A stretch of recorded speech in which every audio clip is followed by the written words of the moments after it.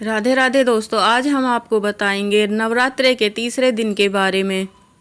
नवरात्रि के तीसरे दिन की पूजा के समय सुने ये कथा, माँ दुर्गा की बनी रहेगी कृपा।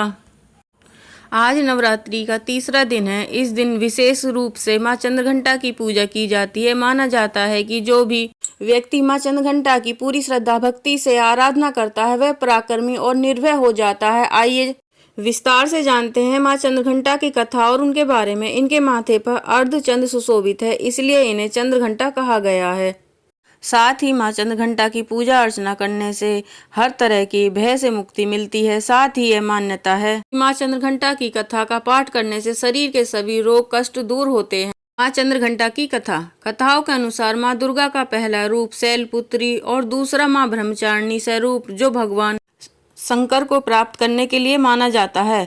जब माँ ब्रह्मचारिणी भगवान शंकर को पति रूप में प्राप्त कर लेती हैं, जब वह आदिशक्ति के रूप में प्रकट होती हैं और चंद्रघंटा बन जाती हैं। माँ दुर्गा ने माँ चंद्रघंटा का अवतार तब लिया था जब संसार में दैत्यों का आतंक बढ़ने लगा था। साथ ही उस समय महिषासुर का भयंकर युद्ध देवताओं से चल रहा था। महिषासुर देवराज इंद्र का सिंहासन प्राप्त करना चाहता था। वह स्वर्गलोक पर राज करने के लिए इच्छा पूरी करने के लिए यह युद्ध कर रहा था। ऐसे हुई माँ चंद्रघंटा की उत्पत्ति।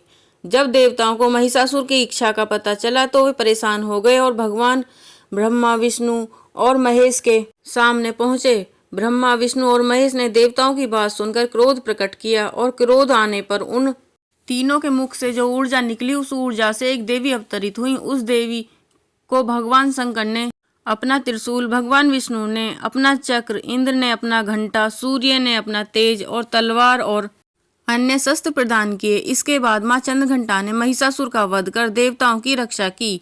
माँ चंद्रघंटा का भोग। नवरात्रि में माँ दुर्गा के 9 रूपों को अलग अलग तरह के भोग चढ़ाए जाते हैं। माना जाता है कि माँ चंद्रघंटा को खीर बहुत पसंद है, इसलिए माँ को केसर या साबूदाने की खीर का भोग लगा सकते हैं। पंचामृत का मिश्रण इन सभी 5 गुणों का प्रतीक है। पंचामृत दूध, दही, घी, शहद और गंगाजल का मिश्रण होता है। यह माँ चंद्रघंटा को अत्यंत प्रिय है। यह मिश्रण 5 पवित्र पदार्थों से बना होता है। इसमें से प्रत्येक का अपना महत्व है। दूध को शुद्धता और पोषण का प्रतीक माना जाता है, इसलिए आप माँ चंद्रघंटा को कच्चा दूध भी चढ़ा सकते हैं। दही भी माँ चंद्रघंटा को बहुत प्रिय है। दही को सादा या फिर फलों के साथ मिलाकर भी चढ़ा सकते हैं। जय माता दी। कमेंट में आप अपनी राय जरूर दें।